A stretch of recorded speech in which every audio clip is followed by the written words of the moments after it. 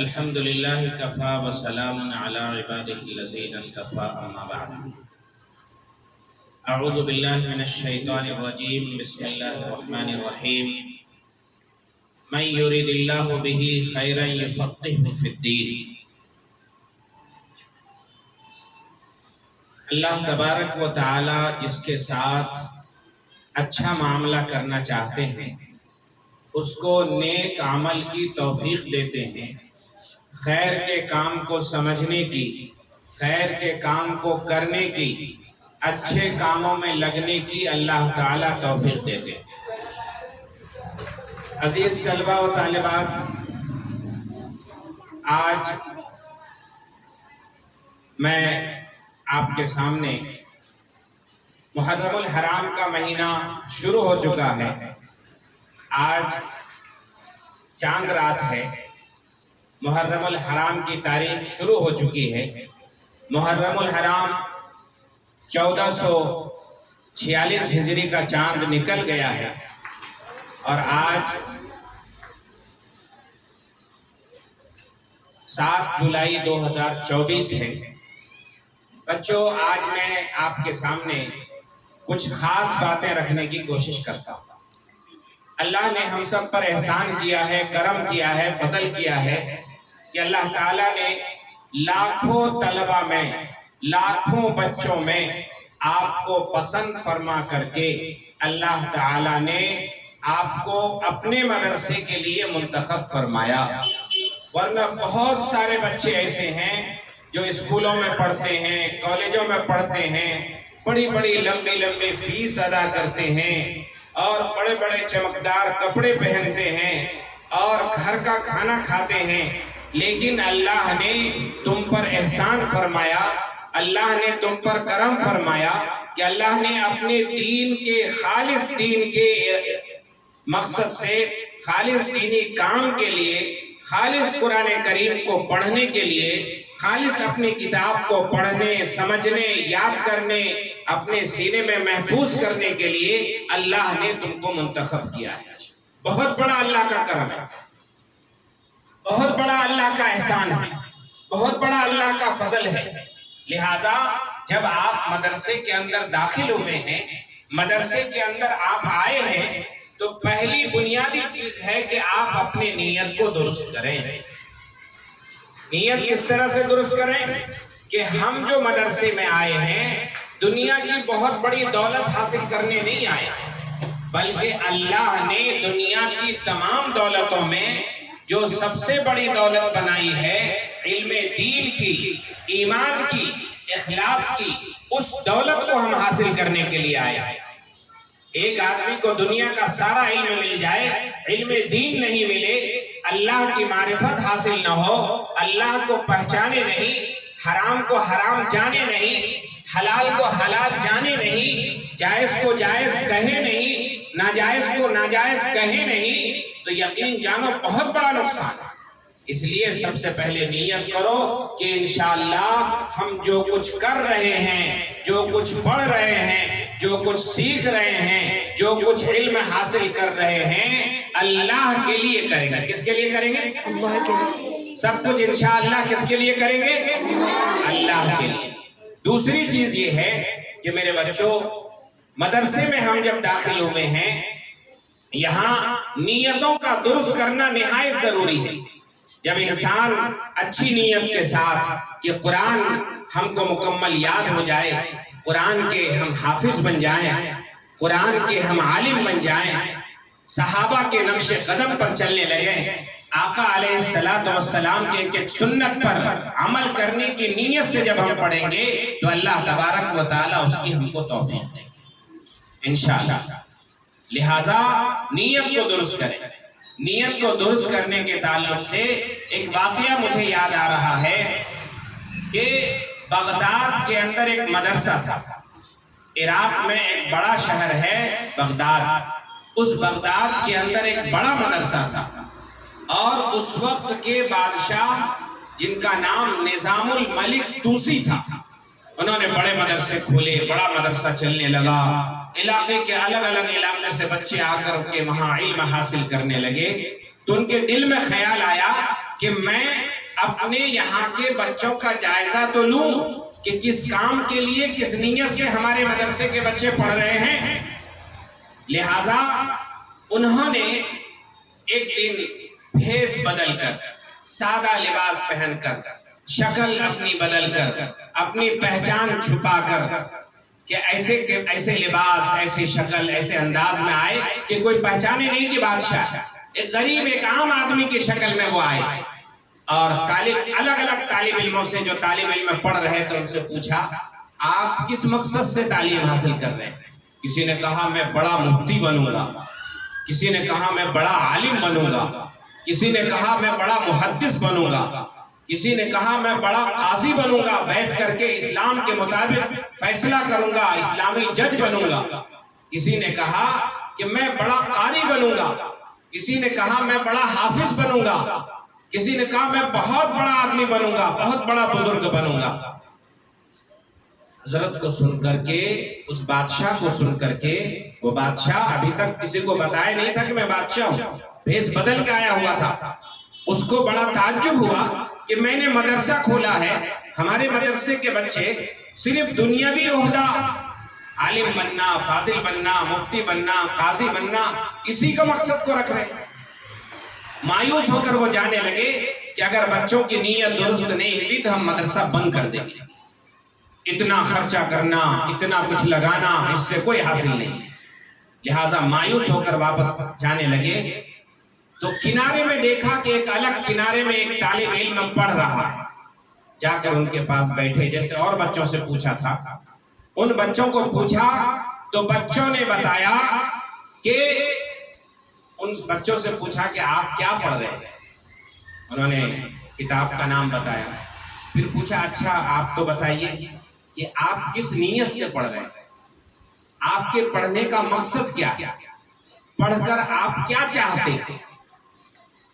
نظام الملک دوسری بادشاہ جو بھیس بدل کر آیا تھا، اس نے سوال کیا تو اس طالب علم نے جواب دیا کہ اللہ نے ہم کو مکلف بنایا ہے، یعنی انسان بنایا ہے، ہم کو ذمہ داری دی ہے، زندگی دی ہے، زندگی کے ایک ایک گھڑی، ایک ایک لمحے کے بارے میں اللہ تعالیٰ ہم سے سوال کریں گے۔ لہٰذا جب اللہ تعالیٰ سوال کریں گے تو اللہ تبارک و تعالیٰ کے سوال کا جواب حاصل کرنے کے لیے ہم علم حاصل کریں۔ علم حاصل کرنے کا مقصد یہ ہے کہ اللہ نے جو چیز، قرآن ہم اس لیے پڑھ رہے ہیں، مدرسے میں اس لیے پڑھ رہے ہیں، علم دین اس لیے حاصل کر رہے ہیں کہ جو اللہ نے کرنے کا حکم دیا ہے ہم اس کو کریں گے، اور اللہ نے جس سے منع کیا ہے اس سے رک جائیں گے۔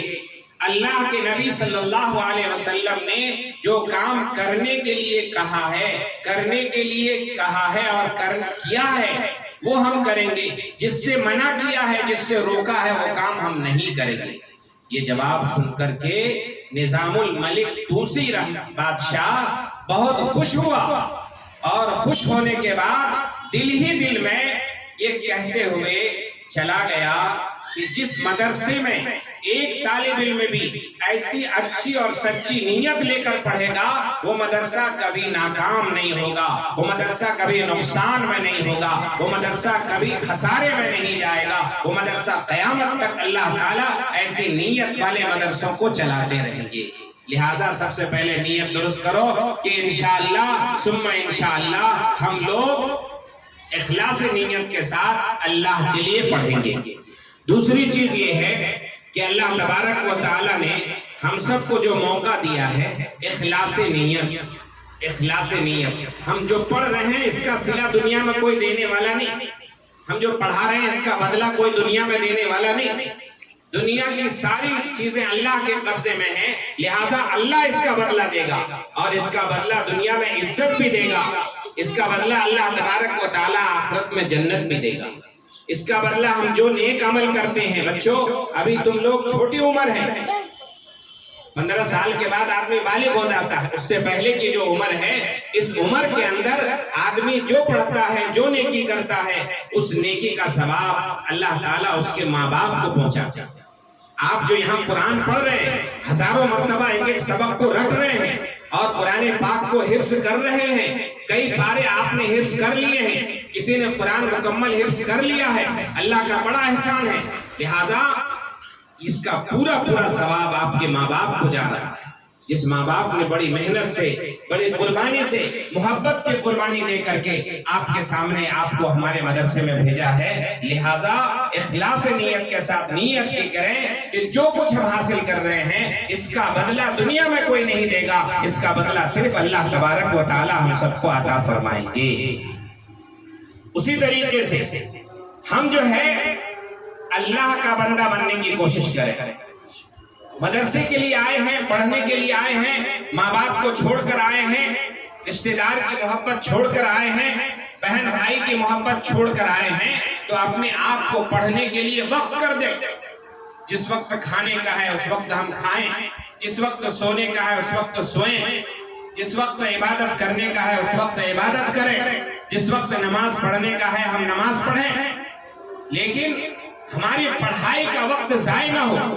ہماری ذمہ داری ہے کہ اگر ہم آج ایک صفحہ سبق سنا رہے ہیں، پچھلے مہینے میں ایک صفحہ کر کے ہم نے قرآن حفظ سنایا ہے، تو آئندہ مہینے میں، آئندہ ہفتے سے انشاءاللہ ہم 2 صفحہ سبق سنائیں گے۔ ہم کیوں نہیں یاد ہوگا، ضرور یاد کریں گے، اللہ سے دعا مانگ کر یاد کریں گے، اور اللہ سے جب دعا مانگ کر یاد کریں گے تو انشاءاللہ اس کا اللہ تعالیٰ ذہنوں کو کھول دے گا۔ اسی طریقے سے بازاروں کی چیزوں سے پرہیز کرو، بازاروں کی چیزوں سے کیا کرو؟ پرہیز کرو۔ میں نے دیکھا پچھلے مہینے میں، پچھلے 2-3 مہینے میں اپنے ان بچوں نے کوئی جا کر کے جو ہے جبہ سلایا، کوئی کپڑا خرید کر کے لے کے آیا، بازار کرنے کے لیے، مارکیٹ کرنے کے لیے آپ کو آپ کے ماں باپ نے نہیں بھیجا، آپ کے پاس کپڑا نہیں ہے۔ آپ کو معلوم ہوگا کہ علامہ طوسی رحمت اللہ علیہ ایک بہت بڑے بزرگ گزرے ہیں، امام طبرانی رحمت اللہ علیہ بہت بڑے عالم گزرے ہیں، بہت بڑے محدث گزرے ہیں، بہت بڑے فقیہ گزرے ہیں، بہت بڑے اللہ والے گزرے ہیں۔ جب وہ علم حاصل کرتے تھے تو 30 سال تک علم حاصل کرتے رہے۔ اتنے بڑے محدث، ہزاروں کتابوں کے مصنف ہیں، ہزاروں حدیثیں، لاکھوں حدیثیں ان کو زبانی یاد تھی، قرآن کے حافظ تھے، قرآن کے مفسر تھے، قرآن کی تفسیر انہوں نے لکھی ہے۔ امام طبرانی رحمت اللہ علیہ کے واقعات میں لکھا ہے کہ 30 سال تک ان کے پاس سونے کے لیے بستر نہیں تھے، صرف چٹائی پر اور زمین پر سو کر کے انہوں نے علم حاصل کیا ہے۔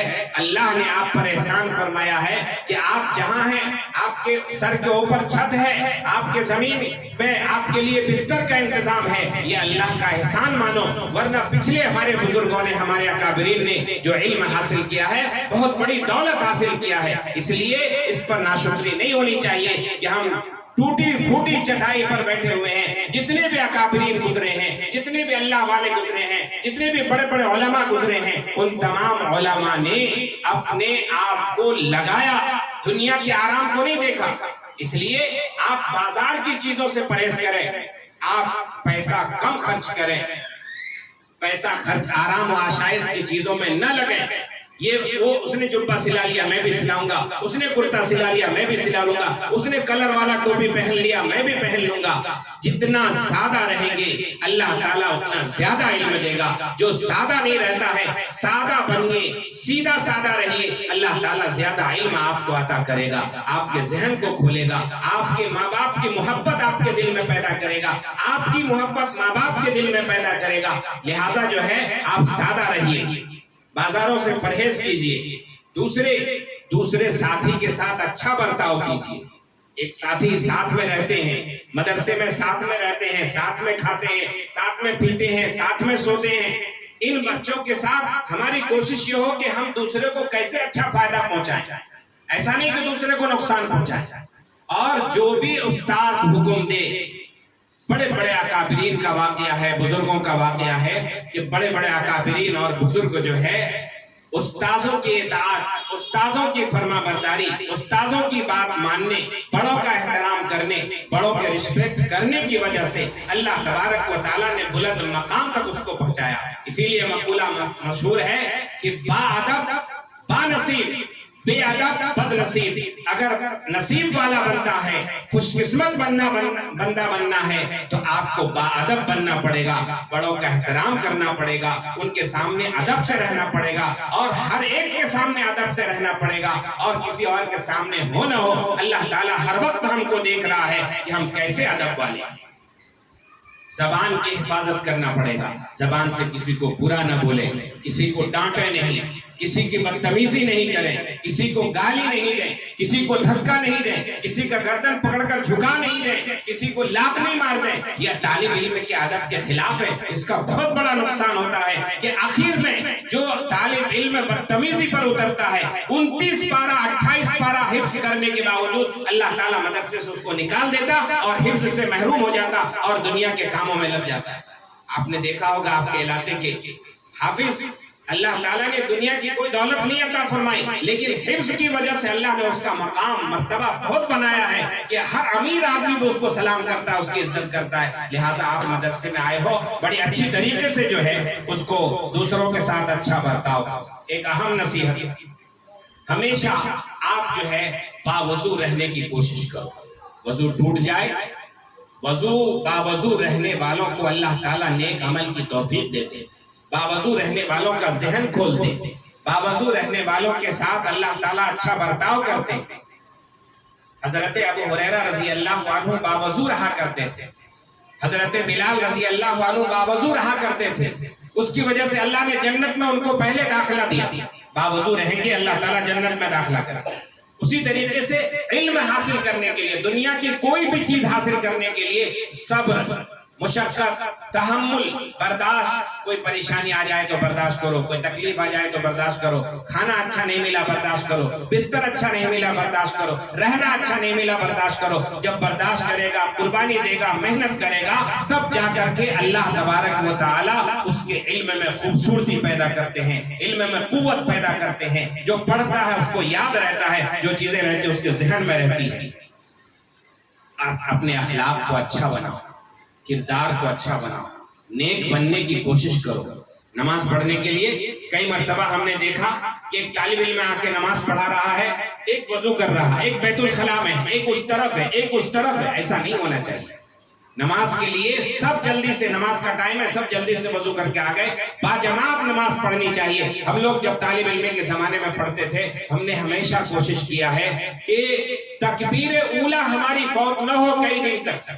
مسجد میں 20 سال کے قریب امامت کیا ہے. اکثر ہم نے کوشش کیا ہے کہ 40 دن تک ایک بھی نماز قضا نہ ہو، اور 40 دن تک جو ہے ایک بھی رکعت ہماری نہ چھوٹے. 40 دن تک ہم خود ایسی امامت کرتے رہے کہ ایک وقت بھی ہماری 1 منٹ فرصت لیٹ نہیں ہے.